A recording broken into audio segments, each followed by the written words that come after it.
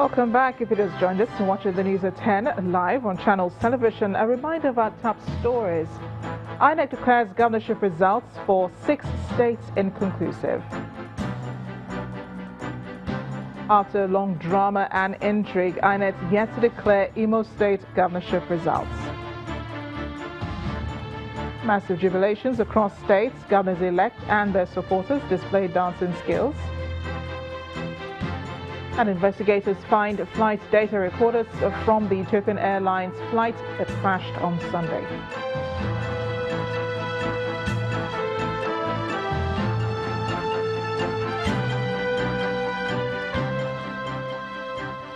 ChannelsTV.com has more information for you, and on youtube.com/channelsweb you can watch our videos.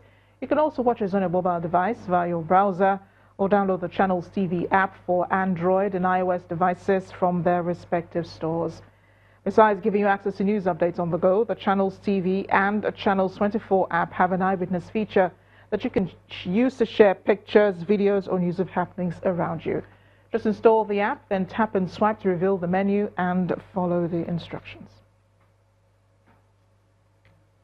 One more story from Kano State. While the collation of results continue, police authorities there have been speaking about the arrest of some persons who tried to disrupt the process. The police also made clarifications regarding the purported arrest of the state deputy governor.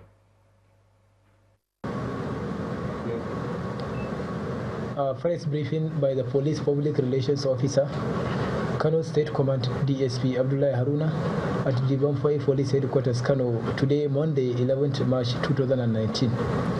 Arrest of election result sheet snatchers. On the 11th March 2019, at about 0100 hours, Murtala Sule, Commissioner for Local Government Kano State, and Lamin Sani, the Executive Chairman, Nasarawa Local Government Kano State, were arrested at Nasarawa Local Government Area Collation Center for 2019 gubernatorial and state assembly elections. They were alleged to have penetrated the collation center and attempted to destroy election result sheets. While His Excellency, the Deputy Governor of Kano State, Dr. Nasiru Yusuf Gauna, was rescued from the scene. Investigation into this ugly incident has commenced, and the command is assuring members of the public that whoever is involved will be investigated and, of course, charged to court. Members of the public are enjoined to remain calm as the Independent National Electoral Commission, INEC, is on the way to announce the election results. Furthermore, it is also observed that some political gladiators in the state commence celebrations of election victory. The command is putting it clear to all and sundry that the Independent National Electoral Commission, INEC, should be allowed to finish collating the results and declare authentic winners before any celebrations take place. This is to maintain peace and harmony and to do away with any incident of accident and breach of peace. Any person or persons that engage in such celebrations leading to breach of peace will be arrested and prosecuted as provided by the law. DSP Abdullah Haruna, Police Public Relations Officer for Commissioner of Police, Kano State. DSP, I have one question that I want to ask you. Is it true that you have confirmed to BBC that you have arrested Kano State Deputy Governor in the course of what you just mentioned to us? Nobody has confirmed that. The police in Kano State Command do not confirm this. And if you are saying that BBC confirmed that, it's misleading and misquoting and misrepresentation. And of course, as a security agencies, whose our duty is to enforce law and order, I think this issue we are going to get through it and investigate how this thing happened. Now, you just said that you rescued the deputy governor from the scene. Can you tell us what was the deputy governor doing there and from who you rescued the deputy governor? At the scene,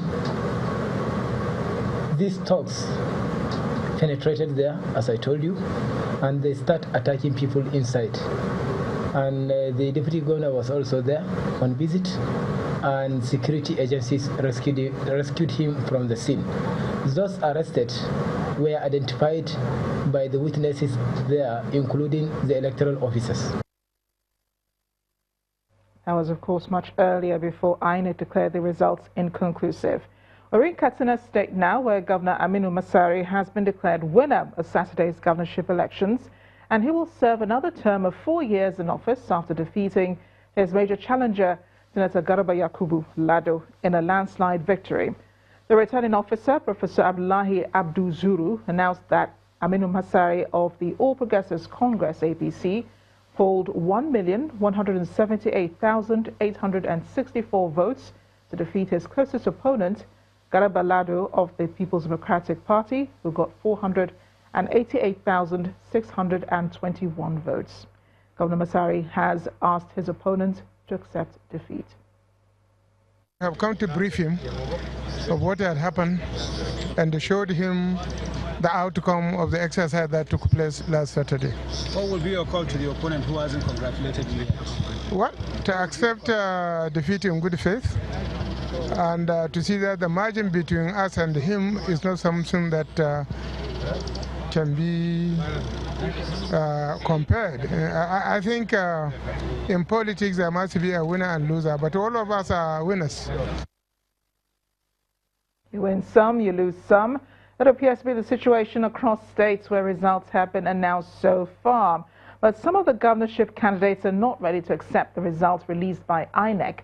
For instance, the candidate of the People's Democratic Party in Kaduna State, Isa Ashiru, is rejecting the results announced by INEC in the state, which gave victory to the incumbent governor and candidates of the All Progressives Congress, Nasir El-Rufai. Mr. Ashiru is insisting that the results declared by INEC was not the true reflection of what transpired at the various polling units across the state. According to the PDP governorship candidate, smart card readers were not used during the elections in a lot of polling units in Giwa, Beringwari, Kaduna North, Igabi, Zaria, Lere and Ikara local government areas. He also alleges that there was clear militarization of the electoral process in various parts of the state, as military personnel were used to intimidate voters, particularly in areas where the PDP has an overwhelming strength and support.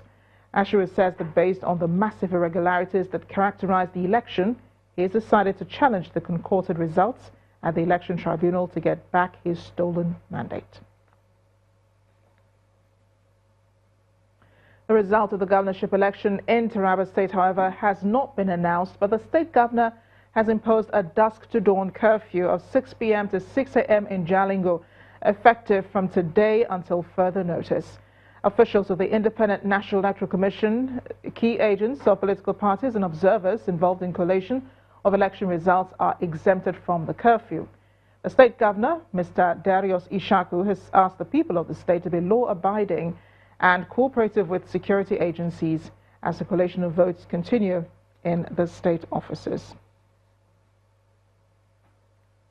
A different story, Kwara State, where it's jubilation galore as residents of the state capital celebrated the victory of the All Progressives Congress in the governorship election.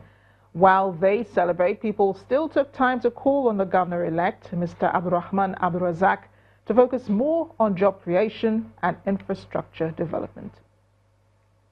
Abdurrahman Abdurazak of APC, having satisfied the requirements and scored the highest number of votes, is hereby declared the winner and returned elected.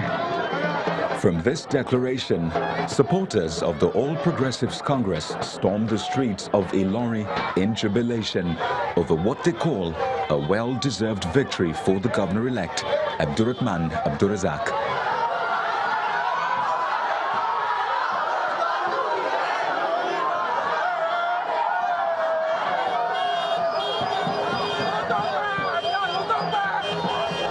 From the streets, the jubilant crowd moved to the party secretariat, also in Ilori.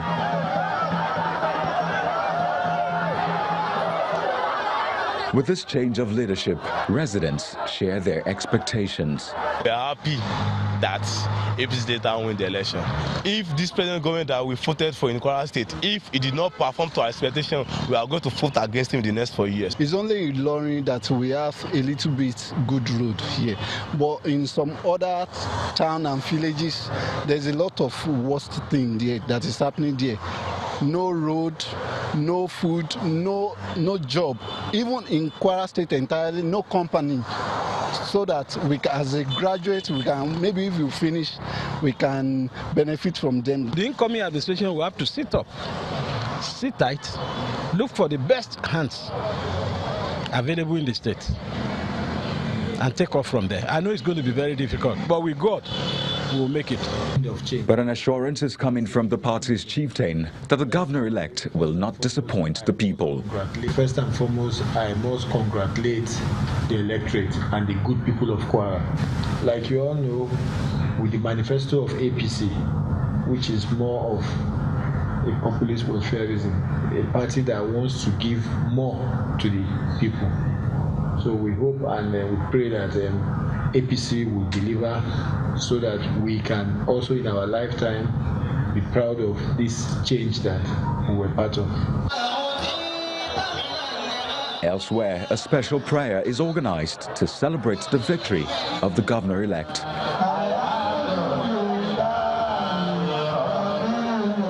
After the prayers, he outlines his plans for the state. The first thing we'll have to do is set up a transition committee to find out the state of the government. They've been very secretive in the data of the government, how much the government is owing, the labor force, ghost workers, projects they're doing, they're not open on their tenders. So we intend to do the transition, find out what is there, and how deep the hole is before we start thinking of climbing out. So it's going to be a government of development, emphasizing on education, health, infrastructure, and enterprise. The Minister for Information, who was present at the prayer, believes it is time to experience good governance in the state. The election that has attracted most comments has been the election in Kwara State. Of course, that also means that a lot of a big body is on his shoulders because the expectations will be very high. The All Progressives Congress won all the elective posts at the national and state houses of assembly in the state, and the people are eagerly waiting to know how the change of guards in the state will bring more development. When the News at 10 returns, observer team in the governorship and House of Assembly elections condemn cases of electoral violence. Join us again.